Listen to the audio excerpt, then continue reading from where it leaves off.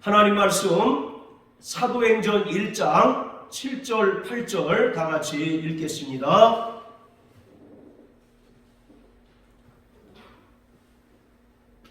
자, 같이 읽습니다. 시작. 가라사대 때와 기한은 아버지께서 자기의 권한에 두셨으니 너희의 알 바 아니요 오직 성령이 너희에게 임하시면 너희가 권능을 받고 예루살렘과 유다와 사마리아와 땅끝까지 이르러 내 증인이 되리라 하시니라. 아멘. 예수님께서는 십자가의 죽음 이후에 부활 승천하시면서 다시 오실 것을 약속하셨습니다.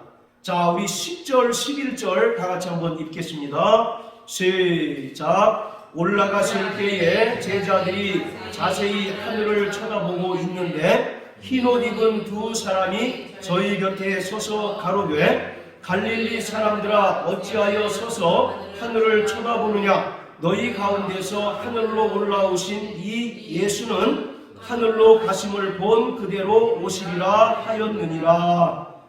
이처럼 예수님께서는 십자가 죽음 이후에 부활 승천하시면서 제자들에게 다시 오실 것을 약속하셨습니다. 따라서 초대교회 성도들은 예수님의 재림 약속으로 인해서 당장이라도 예수님의 재림이 이루어지리라고 확신하였습니다. 그래서 초대교회 때의 그 혹독한 로마의 박해에도 불구하고 그들이 끝까지 믿음을 지키고 때로는 순교할 수 있는 가장 큰 원동력이 뭐냐면 임박한 재림을 기다리는 그 믿음 때문이었습니다. 그런데 자기들의 생각과 달리 예수님의 재림이 지연이 되고 있습니다. 그래서 어떤 이들은 재림에 대한 확신을 가지고 있었는데 그 재림에 대한 확신이 의심으로 바뀌기도 했고 또 어떤 이들은 믿음을 저버리고 세상으로 떠나기까지 했습니다. 자, 이러한 때와 시기에 관해서 우리가 분명히 알아야 할 것은 계시록 22장에 보면 주님께서 속히 오리라 라고 3번을 반복해서 말씀하셨습니다. 그런데 여기서 속히라고 하는 말은 우리가 일반적으로 생각하는 것처럼 시간 개념으로 이해하기보다는 재림의 필연성 그리고 재림의 확실성으로 이해해야 온당합니다. 그러니까 속히라고 하는 단어를 시간 개념으로 빠르게 곧 이런 의미보다는 재림의 확실성을 가진 의미로서 반드시라고 하는 의미로 우리는 이해해야 된다는 것입니다. 예수님의 재림은 근본적인 목적은 심판에 있는 것이 아니라 이 땅에서 구원받은 하나님의 백성들을 완전히 구원해 주시기 위하여 다시 오시는 것입니다. 또한 영원한 내세를 여시고 또 구원받은 하나님의 백성들에게 영원한 생명을 주시기 위하여 이 땅에 오시는 것일 뿐만 아니라 영원한 나라에서 영원한 기쁨과 또 행복을 누리도록 하기 위해서 이 땅에 오시는 것입니다. 예수님의 재림이 악인들에게는 바로 영원한 형벌입니다.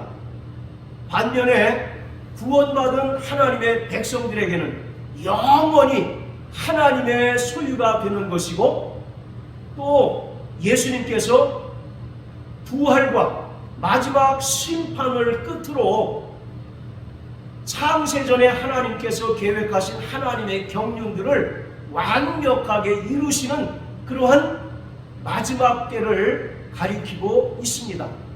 예수님께서 영광 중에 재림하시게 되면 모든 사람들은 한 사람의 예외도 없이 각 사람의 믿음과 또 행위를 따라 심판을 받게 됩니다.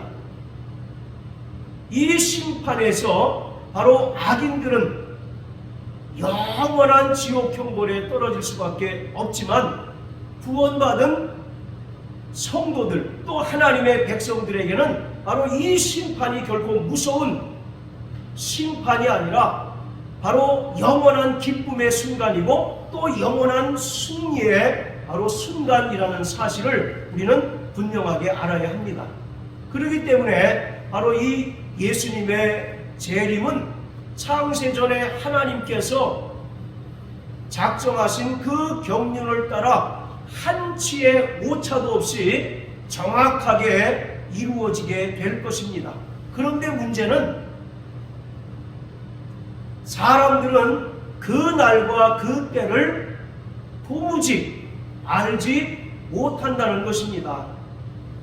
다만 예수님께서 마태복음 24장 25장을 통해서 인자의 재림과 또 종말 때에 어떠한 일이 일어날지에 대해서 말씀해 주심으로써 우리는 그 징조들을 통해서 그 날과 그 시가 임박했다는 사실을 알 뿐인 것입니다. 신약 성경은 구원받은 성도들에게 예수의 재림을 대비하며 살아야 할 것을 촉구하고 있습니다. 또 예수님께서도 그 날과 그 시가 아무도 예상치 못한 때에 홀연히 임하게 될 터이기 때문에 항상 근신하고 깨어있으라고 말씀하고 있습니다. 마태복음 25장에 보면 우리가 잘 알고 있는 열 처녀의 비유가 나옵니다. 열 처녀의 비유에서 지혜로운 다섯 처녀는 천국 혼인잔치에 들어갔지만 어리석은 다섯 처녀는 기름을 넉넉히 준비하지 않음으로 인하여 결국 천국잔치에 들어가지 못했던 것처럼 예수님께서는 바로 그 날과 그 시는 아무도 모르지만 항상 준비하고 또 깨어 있어서 근신하는 가운데 그날을 준비하는 자만이 천국에 들어갈 수 있다라고 말씀하고 있습니다.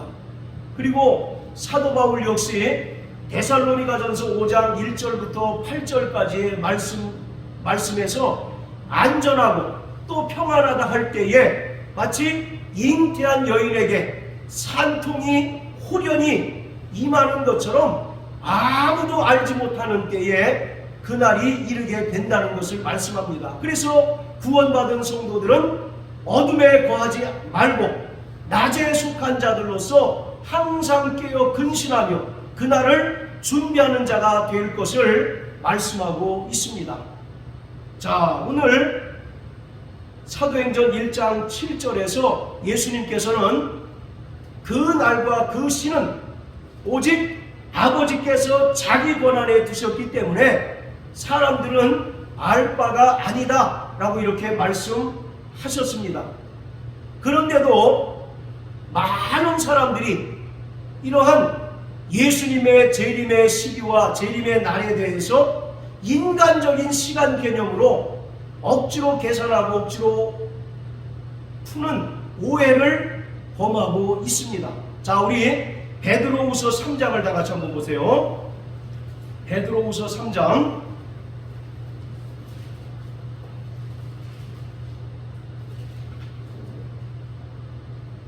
자 8절 9절 우리 다 같이 읽겠습니다.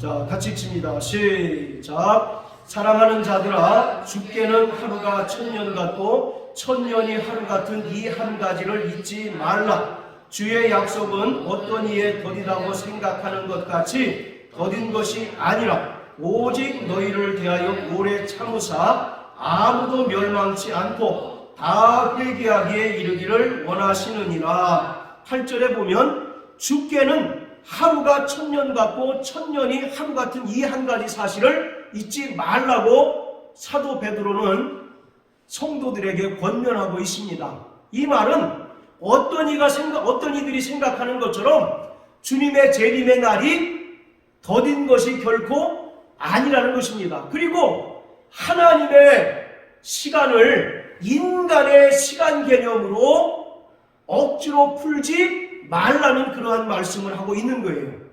바로 하루가 천년 같고 천년이 하루 같은 이 한 가지를 잊지 말라 할 때 이 천년이라고 하는 것은 하나님의 시간인 카이로스를 말하고 있습니다. 반면에 하루라고 하는 것은 인간의 시간 개념인 크로노스를 이야기하고 있어요. 신약 성경은 시간을 크게 두 가지로 표현하고 있는데 카이로스라고 하는 시간과 크로노스라고 하는 시간으로 구분합니다. 카이로스라고 하는 것은 하나님의 시간을 말합니다. 반면에 크로노스라고 하는 것은 인간이 사용하는 시간을 말해요. 올해가 다 지나가고 2024년도가 가까이 왔다 할 때 그 시간은 바로 인간이 사용하는 크로노스의 시간입니다. 그렇기 때문에 하루가 천년 같고 천년이 하루 같은 이 한 가지 사실을 잊지 말라는 말씀은 하나님의 카이로스의 시간을 인간의 크로노스의 시간 개념으로 억지로 풀지 말라는 것입니다.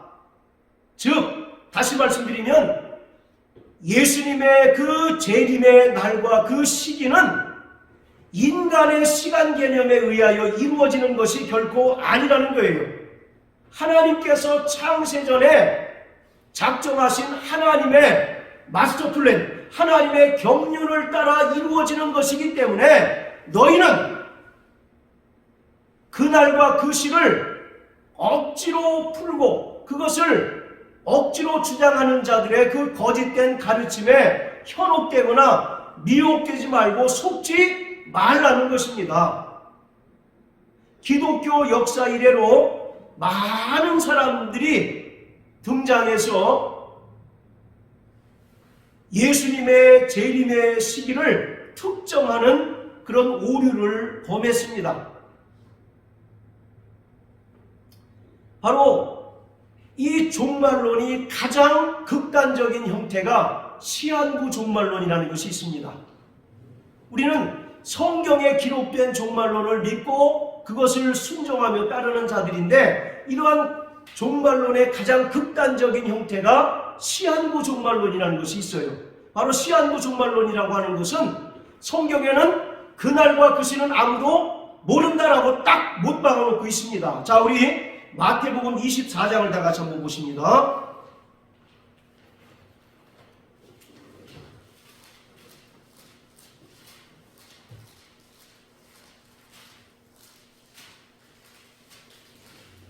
자, 42절, 43절 시작. 그러므로 깨어있으라. 어느 날에 너희 주가 임하는지 너희가 알지 못하느니라. 너희도 아는 바니 만일 집주인이 도적이 어느 경점에 올 줄을 알았다면 깨어있어 그 집을 뚫지 못하게 하였으리라. 자, 그리고 36절입니다. 시작. 그러나 그 날과 그때는 아무도 모르나니 하늘의 천사들도 아들도 모르고 오직 아버지만 아시느니라.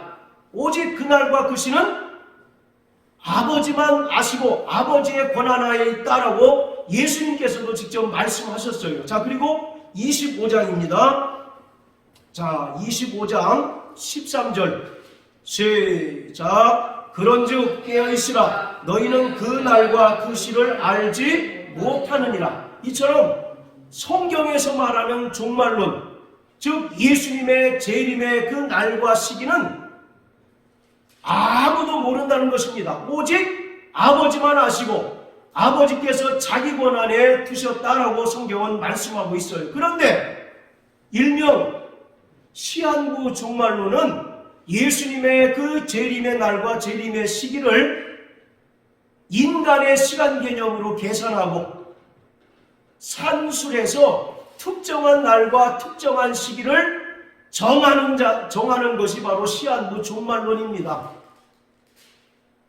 이러한 시한부 종말론은 예수님께서 오실 때와 시기를 구체적인 날과 일을 예고합니다. 그리고 이 시한부 종말론은 세대주의적 천년왕국 신앙을 토대로 해서 휴거를 주장하기도 합니다. 여기서 중요한 것이 세대주의적 천년왕국 신앙이라는 것이 대단히 중요해요. 우리나라 그리스도인들의 거의 대부분이 세대주의적 종말론에 깊이 빠져 있습니다. 추후에 또 계속 설명을 드릴 테니까 잘 들어보시기 바랍니다. 자, 우리나라도 1992년 10월 28일 사건만 있었던 것이 아니라 그 이전에 종말론을 주장하다가 사라진 많은 사람들이 있었어요. 1920년, 30년대에 신비주의와 관련된 종말론을 주장해서 또 세상을 떠들썩한 사람들도 있었습니다. 그리고 1950년도에 6.25 전쟁이 일어났죠. 그리고 6.25 전쟁 직후에 모든 것이 다 황폐하고 백성들이 말 그대로 도탄에 빠져 있는 그 시기에 종말 사상을 배경으로 나타난 자들이 있었는데 그들이 바로 문선영의 통일교하고 박태선의 천부교입니다. 지금도 여전히 통일교와 천부교가 왕성하게 활동을 하고 있어요. 그들도 비성경적인 종말론을 통해서 교세를 급격하게 확산시켜 왔던 것입니다. 여러분 천부교라고 처음 들어보시죠? 우리 보통 교회는 상징을 십자가로 하지 않습니까? 그래서 교회 건물에 십자가를 매다는데 천부교는 십자가를 매다는 것이 아니라 비둘기가 달려 있습니다. 그리고 비둘기에 월계수가 이렇게 둘러싸고 있는 그런 형태를 그 예배당 꼭대기에 매달아 놓습니다. 그게 바로 박태선의 전도관, 지금은 이제 천부교로 이름을 이제 그 개칭해서 여전히 활동하고 있어요. 여러분들 옛날에 신앙촌이라고 들어보셨습니까? 네. 그게 바로 박태선의 전도관의 이제 그 한 부류예요.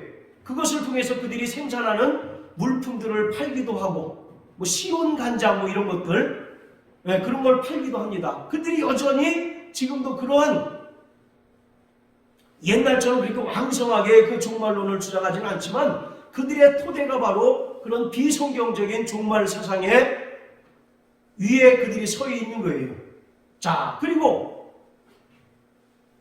우리나라뿐만 아니라 해외에도 이런 그 종말론을 주장했던 많은 사람이나 단체가 있었습니다. 자, 여러분 나눠드린 저 속지를 자 보십시오.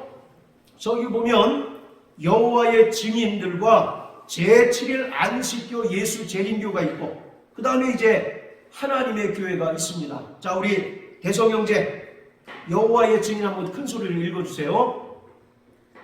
주 예수가 1874년 지상에 재림했고 1878년 무덤을 찬 성도들은 모두 부활했고 1914년 10월 천년왕국이 시작되었다고 주장. 예, 바로 여호와의 증인이 어찌 보면 시한부 종말론의 시초라고 할 수가 있습니다. 그들은 1874년에 예수님께서 지상 재림했대요. 그리고 78년에 무덤에 있는 모든 성도들이 주의 음성을 듣고 다 부활했고 또 1914년 10월에 천년왕국이 시작되었다라고 이렇게 주장을 했습니다. 자, 그리고 제7일 안식일 예수 재림교 또 읽어주세요. 1881년 발표하기를 1883년과 1884년에 재림한다고 주장했지만 실현되지 않자 1884년에는 지상 재림이 아니라 정상 재림으로 바꾸어 하늘의 성주를 계속해 함. 예, 앨런 화이트라고 하는 여선지자가 이런 주장을 했습니다. 그래서 1883년과 84년도에 재림한다고 주장했지만 무산이 됐습니다. 그래서 말을 바꿨는데 뭐라고 바꿨느냐면 지상 재림이 아니라 예수님께서 하늘 성소에서 하늘 지성소에 들어가서 이제 성전을 정결케 하고 사람들의 그 믿음을 조사하고 심판하신다라고 이렇게 주장을 합니다. 그래서 안식교의 대표적인 교리가 조사 심판 교리라는 것이 있습니다. 예수님께서 하늘 지성소에 들어가서 이 사람이 속죄를 받았는지 또 천국에 들어갈 수 있는지 여부를 조사하고 심판한다는 그런 교리가 안식교의 대표적인 교리인 조사 심판 교리예요. 이들은 철저하게 행위 구원을 가르치고 있는 것입니다. 자, 그리고 세 번째, 하나님의 교회. 자, 또 읽어주세요. 1988년, 1994년, 1999년, 2012년에 종말한다고 주장한 바 있으나 모두 수포가 되었으나 그를 열천의 비유를 들어 시간이 오게 오기 때문이라고 주장함. 예, 하나님의 교회 안상홍 증인회입니다. 정확한 명칭이. 자, 그들은 1988년, 그리고 94년, 99년, 2012년에 종말이 온다고 주장했는데 수포로 돌아가니까 이제 말을 바꿔서 마태복음 25장의 그 열처녀 비유를 인용해서 신랑이 더디 오기 때문이다 라고 이렇게 말을 바꿨어요. 이처럼 국내뿐만 아니라 기독교 역사에서 해외에서도 끊임없이 이런 시한부 종말론이 각 시대마다 성행했고 또 많은 사람들을 미혹하고 또 믿음에서 떠나게 했습니다. 그런데 이러한 시한부 종말론이 갑자기 성행하게 된 것은 1980년 이후입니다. 왜냐하면 2000년이 점점 가까우기 때문에 사람들이 1000년마다 이 일들이 계속 반복돼요. 1000년마다 사람들은 늘 종말이 곧 온다라고 하는 그런 두려움에 두려움에 쌓여 있습니다. 그러한 인간들의 두려운 마음을 이용해서 1000년이 임박할 때마다 이런 시한부 종말론이 등장해서 사람들을 현혹하게 됐어요. 그래서 우리 대표적으로 1992년 10월 28일 사건 다 기억하실 겁니다. 얼마나 대단했습니까? 그런데 한번 생각해 보세요. 1992년 10월 28일 이 시한부 종말론이 우리 한국에서만 미친 광풍처럼 불었지 해외에서는 전혀 그런 기미도 보이지 않았다는 것입니다. 여러분, 예수님의 재림은 어떤 국지적으로 일어나는 사건이 아닙니다. 모든 지구에 있는 사람들이 일시에 다 목격하는 우주적인 사건이에요. 자, 우리 누가복음 21장 한번 다 같이 보세요.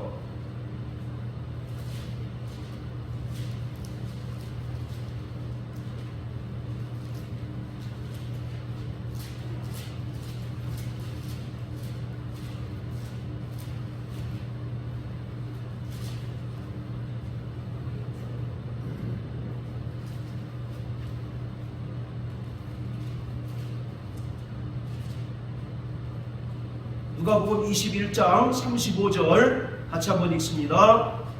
시작.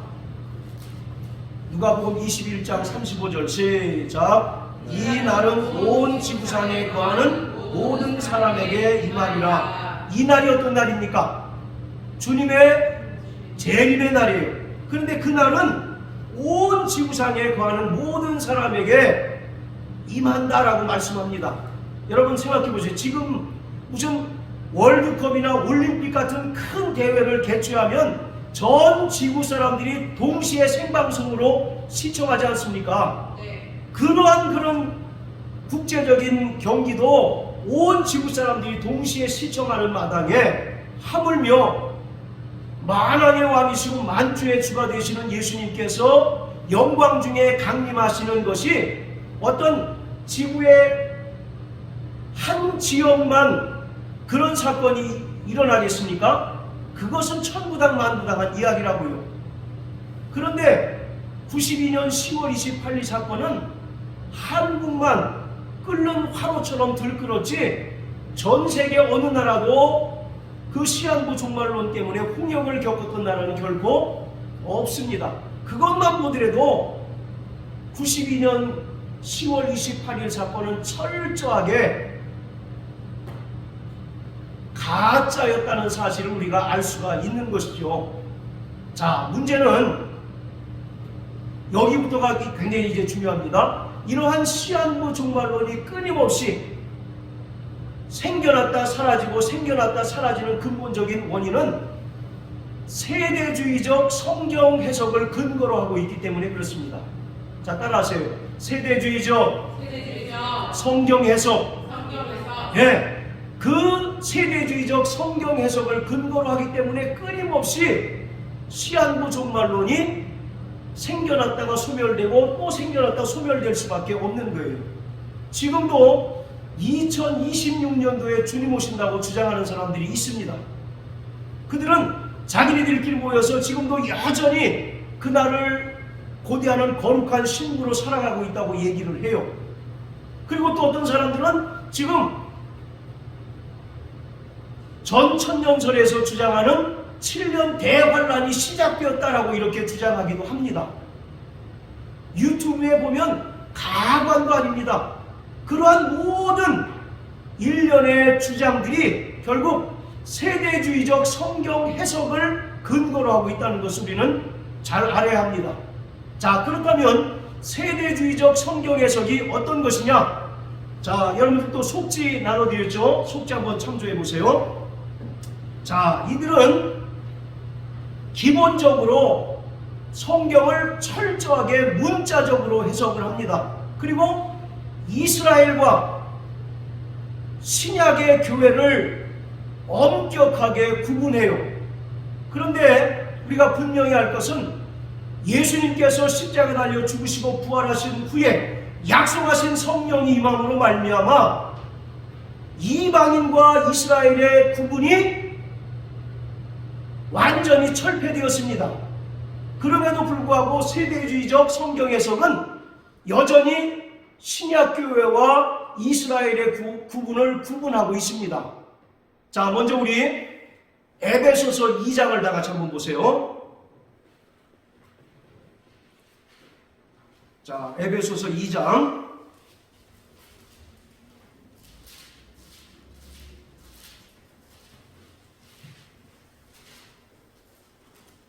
자, 11절부터 좀 긴데요. 17절까지 우리 김 집사님 한번 좀 빠르게 읽어주십시오. 그러므로 생각하라. 너희는 그때 육체로 이방인이요 손으로 육체에 행한 할례당이라 징하는 자들에게 무할례당이라 징함을 받는 자들이라. 그때 너희는 그리스도 밖에 있었고 이스라엘 나라 밖의 사람이라 약속의 언약에 대하여 외인이요 세상에서 소망이 없고 하나님도 없는 자이더니 이제는 전에 멀리 있던 너희가 그리스도 예수 안에서 그리스도의 피로 가까워졌느니라. 그는 우리의 화평이신지라 둘로 하나를 만드사 중간에 막힌 담을 거시고 원수된 것 곧 의문에 속한 계명의 율법을 자기 육체로 폐하셨으니 이는 이 둘을 자기 안에서 한 세 사람을 지어 화평케 하시고 또 십자가로 이 둘을 한 몸으로 하나님과 화목하게 하려 하심이라. 원수된 것을 십자가로 소멸하시고 또 오셔서 먼 데 있는 너희에게 평안을 전하고 가까운 데 있는 자들에게 평안을 전하셨으니 18절까지요. 이는 저로 말미암아 우리 둘이 한 성령 안에서 아버지께 나아감을 얻게 하려 하심이라. 예, 자 11절 12절은 사도 바울이 이방인들에 대해서 설명하고 있습니다. 너희는 과거에는 하나님 없던 이방인이었다. 하나님의 약속 밖에 있었던 외인이었다라고 이렇게 얘기하는 겁니다. 그런데 그랬던 이방인들이 예수 그리스도의 십자가 죽음을 통해서 유대인들과 하나가 됐다는 겁니다. 또 한 몸을 이루었다는 거예요. 그게 바로 교회를 가리키고 있는 것입니다. 이처럼 예수 그리스도 안에서 이방인과 유대인의 구분이 완전히 철폐되었습니다. 따라서 이방인의 구원과 유대인의 구원이 다르지 않습니다. 누구든지 그리스도 예수를 믿음으로 구원받게 되는 거예요. 그것은 유대인뿐만 아니라 이방인들도 동일하다는 겁니다. 그러나 세대주의적 성경 해석에 의하면 유대인의 구원과 이방인의 구원을 구별합니다. 그래서 유대인들의 구원은 예수님의 재림 후에 천년왕국에 비로소 이루어진다라고 그들은 주장을 해요. 전혀 그렇지 않다는 겁니다. 자, 이처럼 세대주의적 성경 해석은 철저하게 성경을 문자적으로 해석합니다. 그러나 요한계시록은 상징주의적 해석을 추구하고 있습니다. 그리고 두 번째, 유대인과 신약교회를 나누는 것이 세대주의적 특징인데 성경은 그리스도 예수 안에서 하나가 되었다라고 이렇게 가르치고 있어요. 자, 그리고 그들은 결정적으로 인류의 역사를 7세대로 구분합니다. 성경의 역사를 7세대로 구분한다는 거예요. 그래서 세대주의라는 겁니다. 자, 속지 잘 보세요. 첫 번째는 바로 무죄의 시대라는 겁니다. 이것을 우리가 굳이 기억할 필요는 없습니다. 바로 무죄의 시대로서 에덴 동산에서 아담이 타락하기까지의 그 시대를 가리킨다고 얘기합니다. 그리고 두 번째로는 양심 시대로서 아담의 타락부터 노아의 홍수 심판 때까지, 그리고 세 번째 인류의 통치 시기라고 이야기하는데 이때는 노아 홍수부터 아브라함을 하나님께서 부르실 때까지의 그 시기를 가리켜요. 그리고 네 번째 약속 시대는 아브라함을 부르신 때부터 모세에게 하나님께서 시내산에서 율법을 줄 때까지의 시대를 가리킨다고 얘기합니다. 자, 그리고 율법 시대는 우리가 잘 아는 것처럼 모세로부터 예수님의 그 초림 때까지, 그리고 은혜 시대는 예수님의 십자가 죽음, 부활, 승천, 그리고 성령 강림부터 예수님의 그 재림 때까지, 그리고 왕국 시대는 천년왕국 이후에 영원한 시대를 가리킨다라고 얘기합니다. 자, 세대주의는 이렇게 인간의 역사를 7세대로 구분을 해요. 그래서 세대주의입니다. 그리고 이 한 세대를 천년으로 그들은 계산을 합니다. 그러니까 인류의 역사가 전부 몇 년이 되는 겁니까? 6천년이 되는 거죠. 그리고 6천년이 끝나면 7천년째 이제 천년왕국이 도래한다라고 그들은 가르치고 있어요. 그런데 중요한 것은 이들이 왜 이렇게 성경을 인류 역사를 6천년, 그리고 구약과 신약의 전 역사를 6천년으로 계산하고 단정하느냐? 구약에 나타난 연대기, 족보를 쭉 나열해서 계산을 하면 정확하게 4004년이 나온답니다. 구약에 이스라엘의 족보들이 나오죠. 그 족보들을 어떤 그 신학자가 한참 전에 면밀하게 이제 그 나열해 놓고 계산을 했더니 정확하게 4004년이 나온답니다. 그래서 구약의 역사는 4000년이고 신약의 역사는 2000년이라는 거예요. 이것을 세대로 구분하고 세대주의로 확립을 했던 겁니다. 그러니까 1992년 10월 28일 시한부 종말론을 주장하는 사람들은 이 세대주의적 성경론의 성경 해석에 입각해서 인류의 역사를 6천년으로 단정하는 거죠. 그리고 아담부터 예수님까지가 4000년이고 또 예수님부터 오늘날에 이르기까지가 2000년, 그리고 그 당시에 1991년도였죠. 거기다가 7년 대환란에서 그 7을 빼면 1992년이 나온다는 겁니다.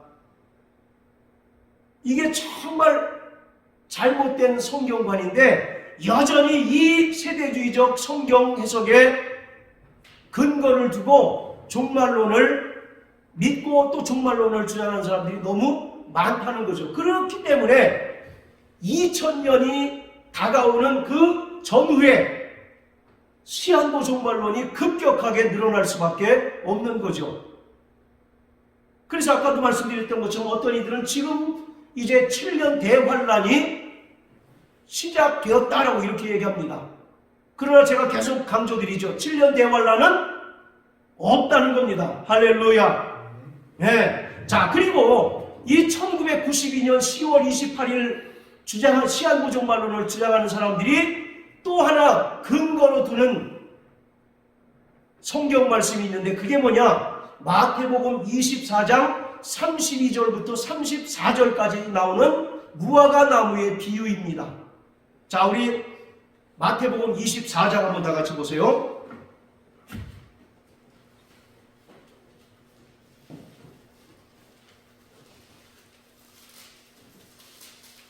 마태복음 24장 32절부터 34절까지.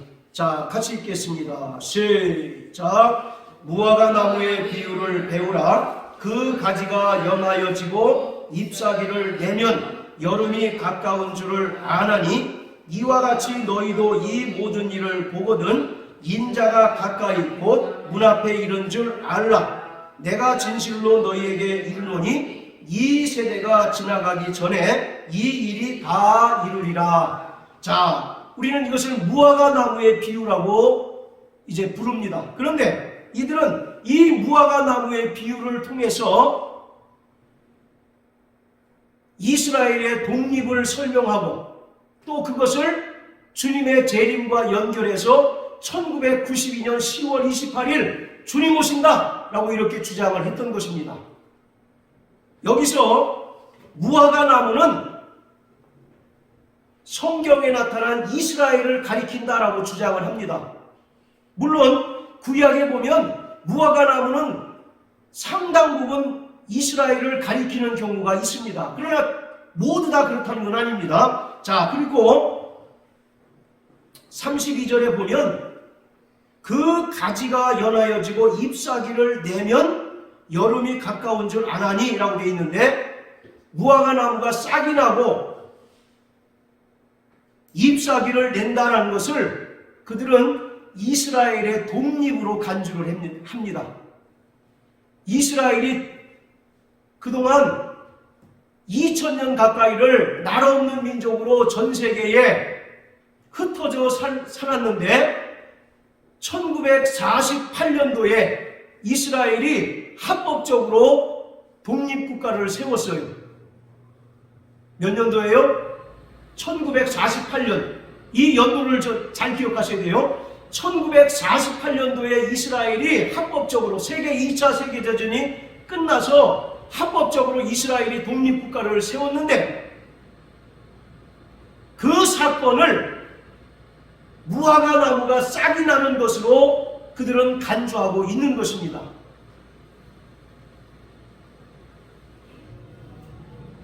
자, 그리고 34절에 보면 이 세대가 지나가기 전에 이 일이 다 이루리라 이런 말씀이 있는데 여기서 이 세대를 그 사람들은 51년으로 봅니다.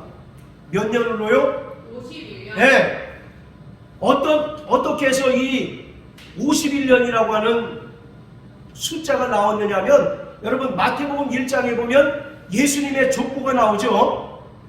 네, 아브라함부터 예수님까지 42대로 끊어가지고 족보가 나오잖아요. 그 족보를 하나하나 이제 사람이 태어나서 죽은 그 연수를 하나하나 계산해서 도출한 결과 한 세대가 51.57년이 걸렸다고 주장을 합니다.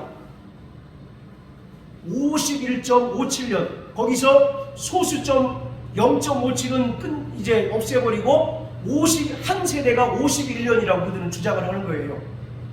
그래서 이 세대가 지나가기 전에 할 때 이 세대가 구체적으로 51년을 가리킨다는 겁니다. 자, 그렇다면 아까 이스라엘이 독립한 횟수가 1948년이라고 그랬죠? 네. 48년에다가 51을 더해보세요. 우리 고대성 형제 1948에서 51을 더하면 몇 년이 돼요? 1999가 되죠? 네. 거기서 7년 대환란에 7을 빼요. 그럼 몇 년이 됩니까? 그래서 1992년이라는 숫자가 나왔다는 겁니다. 여러분 어떻게 동의가 되십니까? 성경은 억지로 풀다가 멸망한 자가 있다라고 이렇게 말씀하고 있습니다.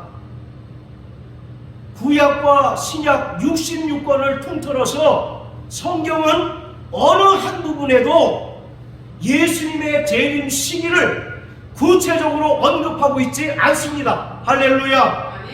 오직 그날과 그 시는 아무도 모르고 그 때와 그 기한은 아버지의 권한에 두신 너희는 알 바 아니다라고 예수님께서 이미 못 박으셨어요. 그럼에도 불구하고 인간의 쓸데없는 호기심인지 아니면 잘못된 성경관에 의해서 사람들은 억지로 그 날과 그 시간을 계산하는 오류를 범하고 있습니다. 마태복음 24장 36절에 보면 오직 아버지만 아신다라고 말씀하고 있잖아요. 아들도 모르고 오직 천사도 모르고 오직 아버지만 아신다 그랬더니 어떤 사람이 또 얘기하기를 봐라, 예수님 모르고 천사 모른다고 했고 하나님 아버지는 아신다고 했는데 성령은 아실 거 아니냐. 거기 성령이라는 단어가 빠졌죠.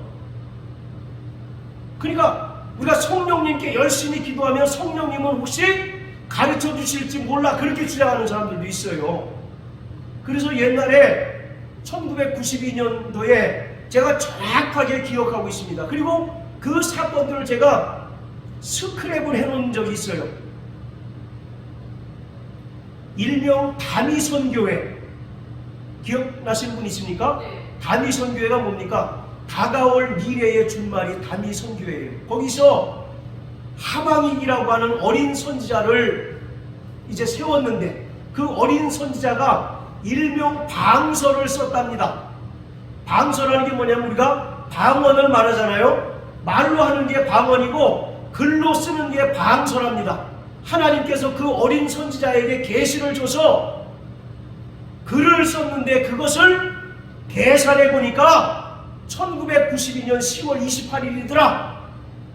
그렇게 주장을 하는 겁니다. 자, 우리 다니엘서 5장을 한번 보세요.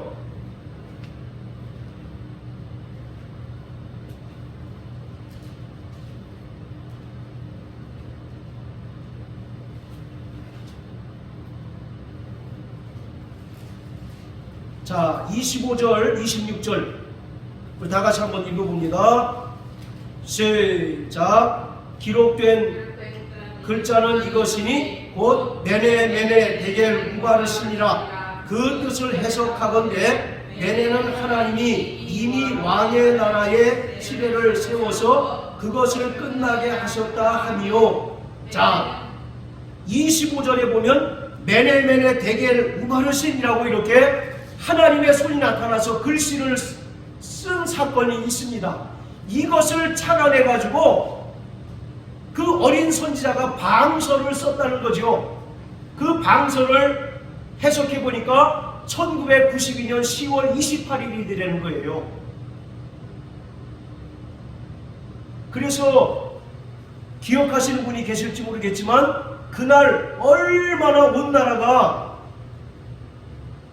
혼란스러웠습니까? 모든 방송국, 언론사, 심지어 외국에 있는 방송사까지 카메라를 들고 그 교회로 다 집결했어요.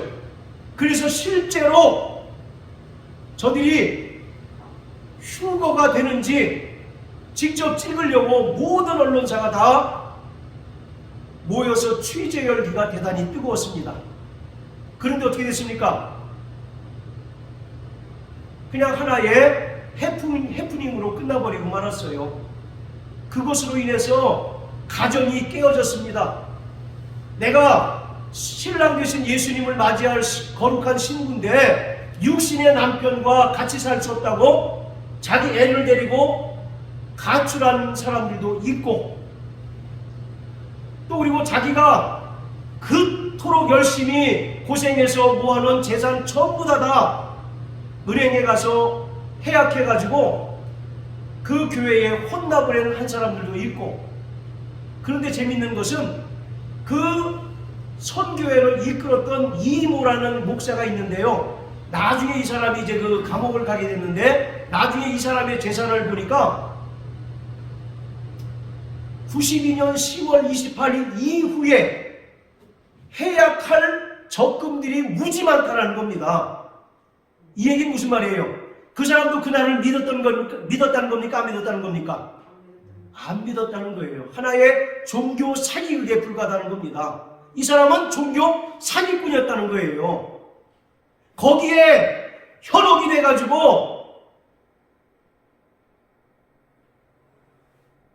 자기 애 데리고 몰래 가출해서 그 교회에 와서 찬송하면서 휴거를 기다리는 사람들도 있었고, 또 고3 수험생들이 대학 입시 시험을 안 봐요. 왜 그렇습니까? 곧 휴거될 텐데 무슨 대학 입시가 중요하랴 싶어서 그 교회로 모이고, 또 심지어 어떤 임산부는 자기가 곧 휴거될 텐데 아이를 임신했기 때문에 뚱뚱해서 무거워서 휴거되지 않을까봐 아이를 낙태한 그런 실제적인 기록도 있어요. 얼마나 이렇게 반윤리적인 사건입니까? 그것이 거짓된 주장에 미혹돼서 일어난 결과라는 사실을 우리는 깊이 깨달아야 합니다. 오늘 성경은 그날과 그 시는 아무도 모른다라고 말씀하고 있습니다. 할렐루야. 자, 그렇다면 우리가 한번 생각해 봅시다. 왜 하나님은 그날을 왜 우리에게 알려주지 않을까요? 언제 몇 날 며칠에 올 것이다 라고 알려줬으면 우리가 다 그날을 준비할 거 아니겠습니까? 근데 왜 그날을 아무도 모르게 하셨을까요? 한번 생각해 보세요. 그날과 그 시를 아무도 모르게 하는 것은 우리가 항상 준비하고 깨어 있어야 한다는 사실을 우리에게 말씀하고 있는 겁니다. 다른 말로 하면 하나님께서는 인자로 예수 그리스도께서 오신, 인자이신 예수 그리스도께서 다시 영광주에 강림하실 때 각 사람에게서 믿음을 보신다는 겁니다. 할렐루야. 누가복음 18장 8절에 그런 말씀 있잖아요. 인자가 올 때 믿음을 보시지 않겠느냐. 만약에 하나님께서 그날과 그 시를 모두 다 공개했다면 어떤 일이 벌어졌을까요? 모든 사람이 다 그날을 위해서 경건하고 또 정말 믿음으로 열심히 살았을까요? 아니면 아직 그날이 좀 멀었구나 그러면서 이 땅에서 놀 것 다 놀고 즐길 것 다 즐기고 그날이 임박해서 천부여 의지 없어서 손들고 옵니다 그러겠어요?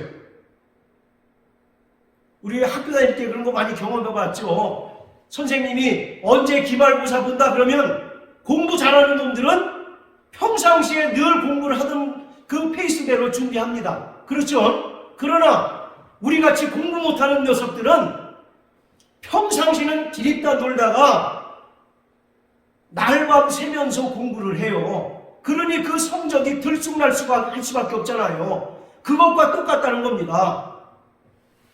하나님께서는 임박해서 천부여 의지 없어서 손들고 옵니다. 그러한 자들의 믿음을 결코 기뻐하지 않으신다는 겁니다.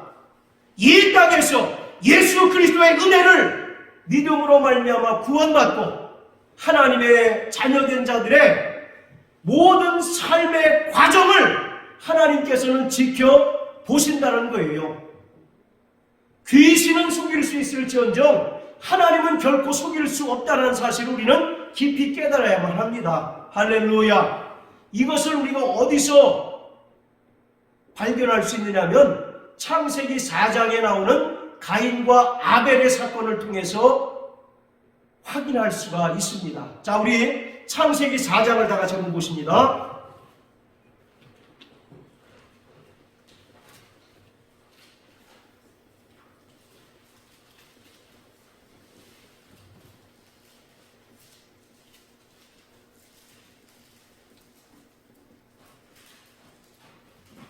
자, 창세기 4장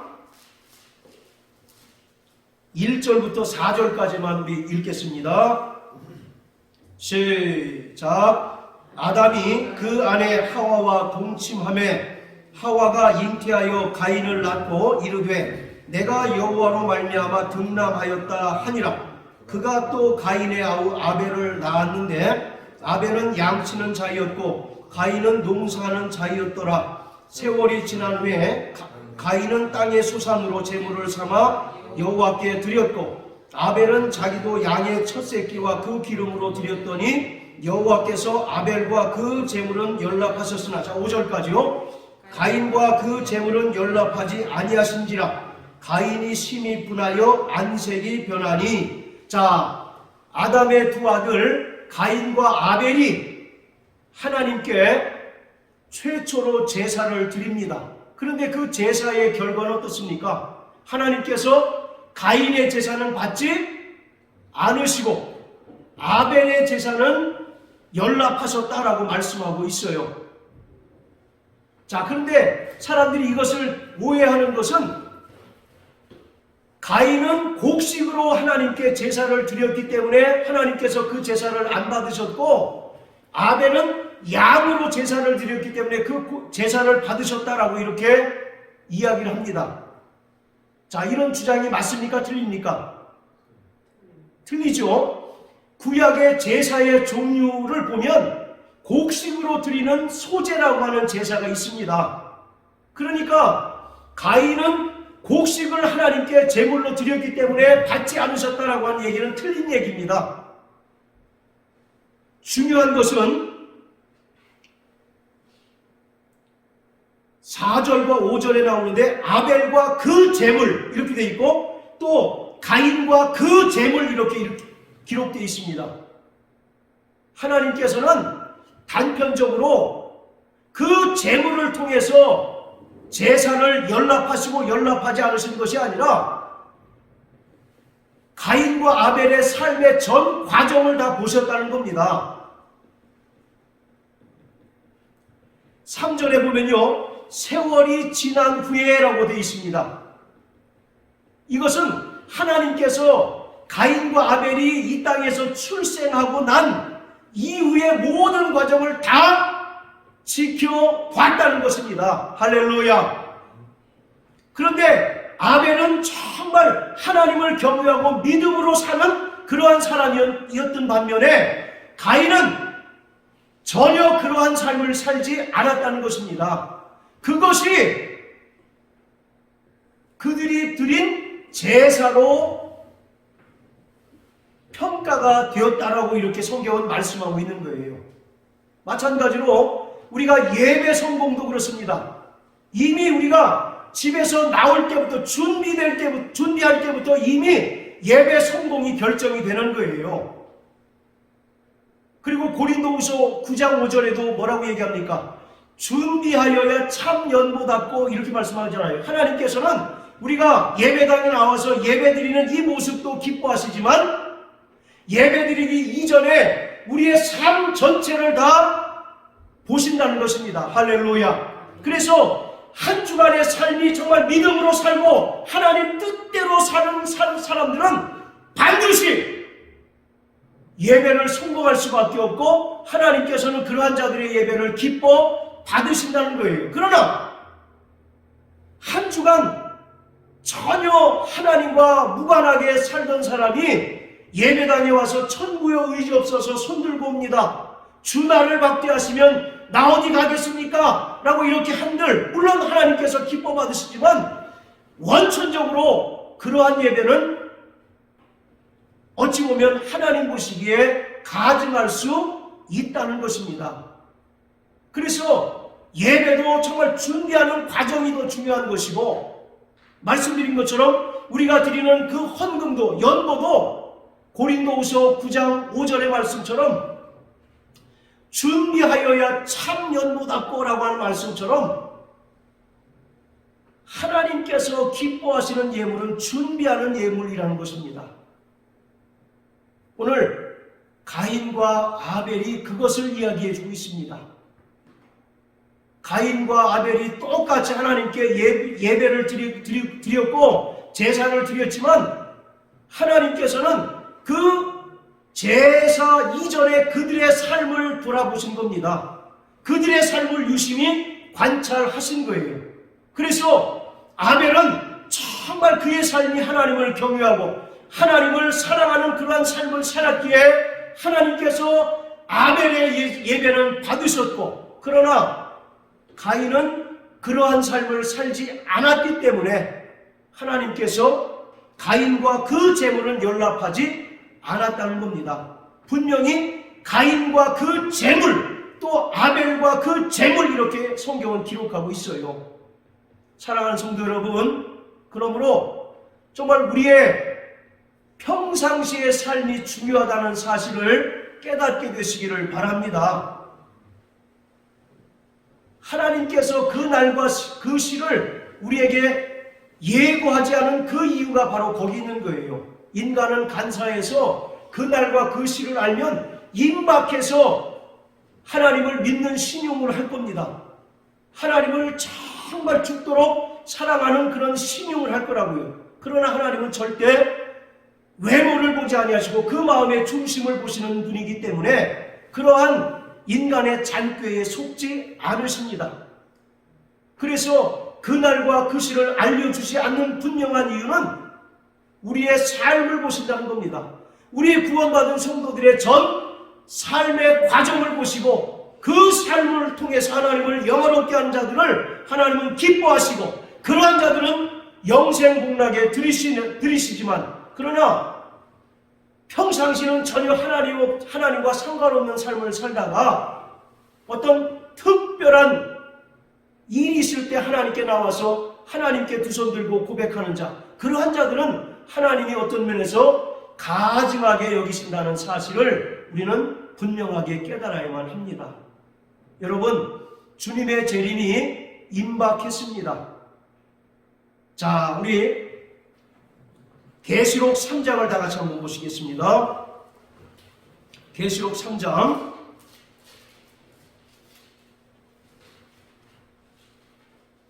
20절입니다. 자, 다 같이 읽습니다. 시작. 볼지어다 내가 문 밖에 서서 두드리노니 누구든지 내 음성을 듣고 문을 열면 내가 그에게로 듣고 더불어 먹고 그는 나로 더불어 먹으리라. 이 말씀은요, 전도용 멘트가 아닙니다. 당신이 마음문을 열고 예수님을 영접하면 예수님께 구원받습니다, 그런 얘기가 아닙니다. 문 밖에 서서 두드린다는 얘기는 예수님의 재림이 임박했다는 얘기입니다. 지금 이 말씀은 아시아에 있는 7교회 중에 라오디게아 교회를 향해서 하신 말씀이에요. 라오디게아 교회가 어떤 교회입니까? 그 신앙 자체가 뜨뜻미지근한 그런 신앙을 가지고 있던 자들이에요. 그래서 차든지 더욱든지 하라. 너희가 그렇지 않으면 내가 입 밖에서 내친다라고 이렇게 예수님께서 경고하셨잖아요. 그런 자들에게 내가 문 밖에 서서 두드린다라고 말씀합니다. 즉 예수님의 재림이 임박했다라는 거예요. 그러므로 너희가 빨리 뜨뜻미지근한 신앙을 청산하고 분명한 신앙 노선, 분명한 믿음을 가지고 살아가라고 말씀하고 있습니다. 이것은 결코 전도용 멘트가 아닙니다. 자, 마지막으로 한 구절만 더 보시고 이제 마칠 텐데요. 야고보서 5장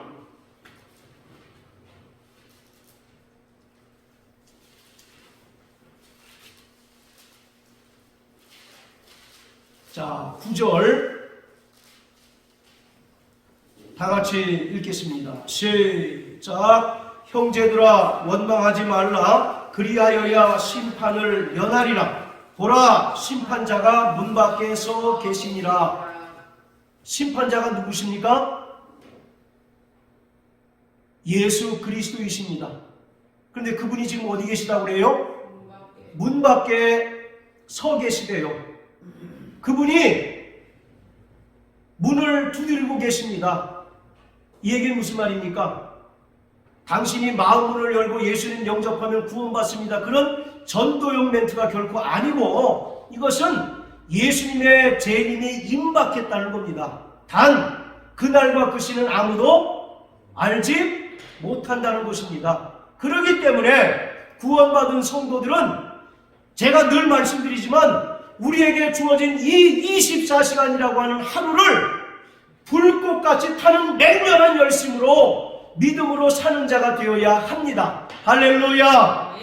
그러한 자들이 공중에서 주님을 뵙고 천국 혼인잔치에 들어가는 복을 누린다라고 성경은 우리에게 말씀하고 있습니다. 그러므로 사랑하는 성도 여러분, 차든지 덥든지 미지근한 신앙생활을 청산하시고 열심을 내시길 주의 이름으로 축복합니다. 정말 우리에게 주어진 이 24시간이라고 하는 이 하루를 믿음으로 사는, 또 하나님의 영광을 위하여 사는 거룩한 하나님의 백성들 되시길 주의 이름으로 축복합니다. 주님은 말씀하십니다. 그날에 어떤 이는 데려감을 당하고 어떤 이는 버려둠을 당한다라고 말씀하고 있어요. 그러므로 그날과 그 시는 아무도 모르기 때문에 너희는 근신하라, 깨어라 말씀하고 있습니다. 오늘 이 말씀이 잠자는 우리의 영혼을 깨우는 말씀이 되기를 간절히 바랍니다. 늘상 들어왔던 이야기가 아니라 정말 이 말씀으로 정말 자신의 영혼을 돌아보고 잠자는 자신의 영혼을 깨워서 정말 그 부활신앙과 예수님의 재림을 소망하는 복된 믿음으로 살아가는 저와 여러분들 되시길 예수님 이름으로 축복합니다. 할렐루야.